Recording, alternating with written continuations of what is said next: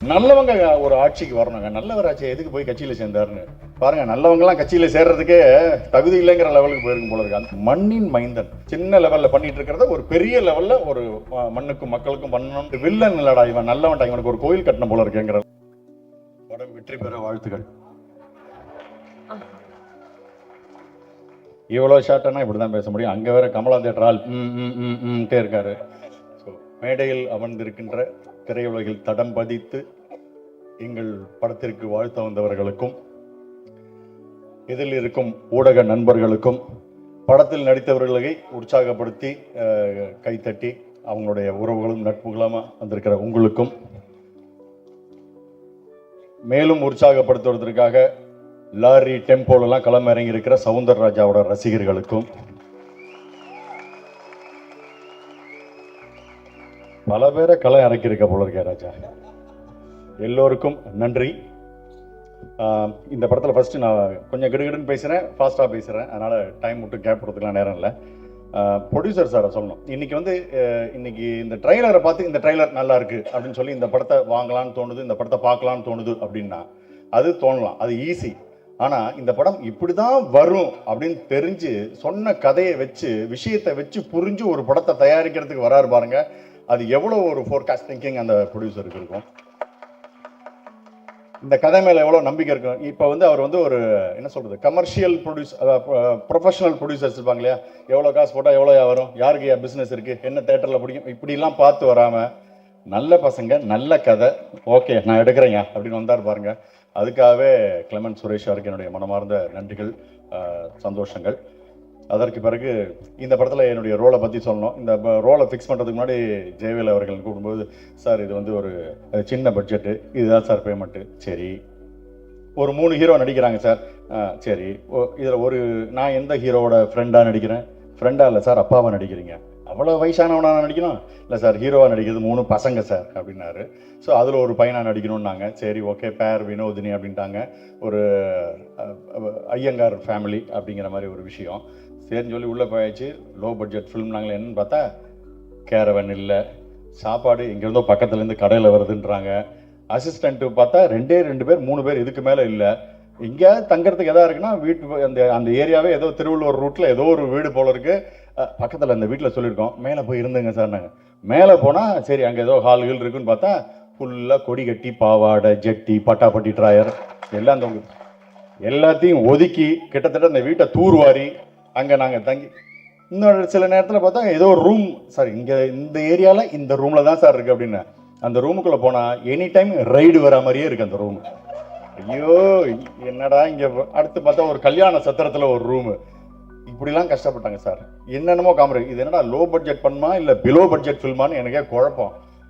ஆனால் இதிலெல்லாம் பண்ணாங்க சார். ஸ்க்ரீனில் காம்ப்ரமைஸே கிடையாது. இந்த ஜெயவேல் சாருக்கு ஒரு அழகான ஒரு 3 பேரை சொல்லி ஆகணும் சார். சூப்பர். அதாவது ஜெயவேல் சார் டைரக்டர், ப்ளஸ் இந்த cameraman Vijay sir, editor Vinod. அற்புதமான காம்பினேஷன். என்ன ஒரு ஃப்ரெண்ட்ஷிப், காம்ப்ரமைஸே இல்லை. நான் அப்புறம் எனக்கு இன்னொன்று சொல்லிட்டார், சார் இந்த படத்தில் நீங்கள் எதுவும் காமெடி பண்ணிடாதீங்க சார். ஏதாவது ஏன்னா அதுக்காக தானே சார் கூப்பிடுவேன். இல்லை படத்தை எதாவது பண்ணி கெடுத்துடாதீங்க சார் படத்தை தயவு செஞ்சு அப்படின்னு சொல்லி என்ன ஒரு சீரியஸ் ரோலில் ஃபஸ்ட் டைம் இந்த மாதிரி ஒரு அப்படியே ஜெனியூனாக ஒரு பையனோட அப்பாவாக நடிக்க வச்சார். ரொம்ப டிஃப்ரெண்ட்டாக இருந்தது. எனக்கு ரோல் பண்ணுறதுக்கே சந்தோஷமாக இருந்தது. இவங்க 3 பேரும் ஏதாவது ஒன்றா கூட உடனே டிஸ்கஸ் பண்ணுவாங்க. வினோத் அண்ட் விஜய் எல்லாம் சேர்ந்து இதை எடுத்துக்கலாமா, இதை பண்ணிக்கலாமா, இல்லை சார் 1 more போயிடலாம் சார்னு டீட்டெயில்டாக எடுத்தாங்க சார். உள்ளுக்குள்ளே இங்கே வெளியில் எவ்வளோ சிக்கனம் பண்ணாங்களோ உள்ளே அதை அப்படியே பிரம்மாண்டமாக காட்டிட்டாங்க. ஸ்க்ரீனுக்குள்ளே பிரம்மாண்டத்தை காட்டிட்டாங்க. அவ்வளோ நல்ல கதை, நல்ல ஒரு விஷயம். அதாவது முதல் படம் எடுக்க வரவங்க எல்லாருக்குமே ஒரு கமர்ஷியலாக ஒரு படத்தை பண்ணுவோம், டக்குன்னு ஒரு காசை பார்ப்போம், அப்புறம் பண்ணிக்கலாம்ல. எடுத்த உடனே ஒரு படத்தில் நல்ல ஒரு கண்டென்ட்டோட அழகான ஒரு படத்தை எடுத்திருக்காங்க. இந்த ஒரு எண்ணத்துக்காகவே இந்த ஜெயவேல் சாரையும் அவரோட டீமையும் ப்ரொடியூசரையும் நான் பாராட்டியே ஆகணும் சார். அதற்கு பிறகு இந்த படத்தில் நடித்த 3 சிங்கங்கள் சார். என்ன சார் இந்த வயசில் நான் இந்த அளவு திறமையாக இருந்தேன்னா தெரியவே இல்லை சார். சண்டை போடுறானுங்க, பாட்டு பாடுறானுங்க, ஆடுறானுங்க, பர்ஃபார்மன்ஸு பின்னுறானுங்க. ஐயோ தூள். அந்த ராம் என்னுடைய பையனாக நடிச்சிருக்கேன், ராமோட அப்பாவாக நான் நடிச்சிருக்கேன். எல்லாம் உள்ள கெமிஸ்ட்ரி ஒர்க் அவுட் ஆகி ஒரு ஸ்டேஜில் நானே பேசாமல் சுவிகாரம் எடுத்துகிட்டு வாடா தம்பி ஒன்று அப்படின்னு கேட்குற லெவலில் அவங்க அப்பா அம்மாலாம் பத்திரிக்கை சார் அது எங்கள் புள்ள விட்டுருங்க அப்படிங்கிற அளவு அந்த அளவுக்கு பையனுக்கும் எனக்கும் அழகாக மேட்ச் ஆகி நல்ல ஒபீடியண்ட்டாக இருந்து 3 பேரும் அப்படி நடிச்சிருக்காங்க. பெரிய எதிர்காலம் இந்த திரைத்துறையில் உங்களுக்கு இருக்குது. மறந்துடாதீங்க இந்த அண்ணனை, சரி அப்பாவை, ஓகே, பெரிய ஹீரோ ஆச்சுன்னா போட்டுங்க நம்மளையும் படத்தில். ஓகே, சிறந்த எதிர்காலம் இருக்குது. அதுக்கப்புறம் இந்த படத்தில் குறிப்பாக சொல்கிற ஒரு 3 பேருடைய விஷயத்த சொன்னோம் சார்.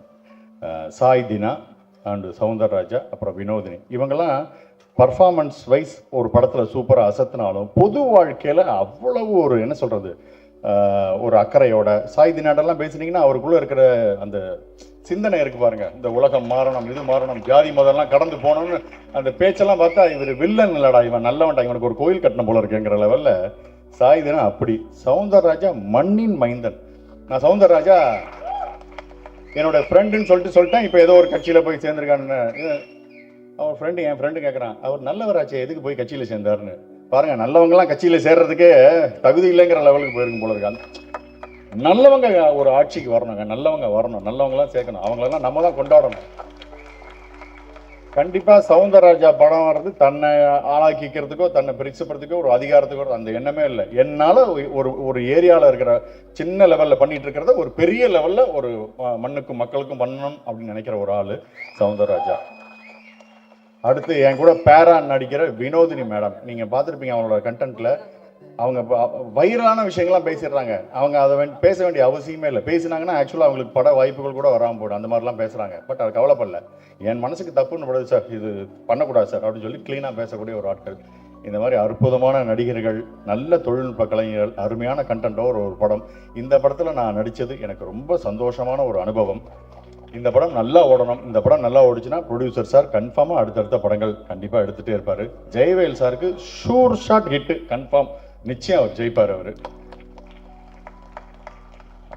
ஃபைனலாக ஒன்று சொல்லிக்கிறேன், இந்த படத்துக்கு வாழ்த்து சொல்கிறேன். கிளமன் சார் வந்து அடுத்து உதயா சாரை வச்சு ஒரு படம் எடுக்கிறேன்னாரு. உதயாவோட ஃப்ரெண்டாக நடிக்க நான் தயாராக இருக்கேன். ஓகே, நன்றி.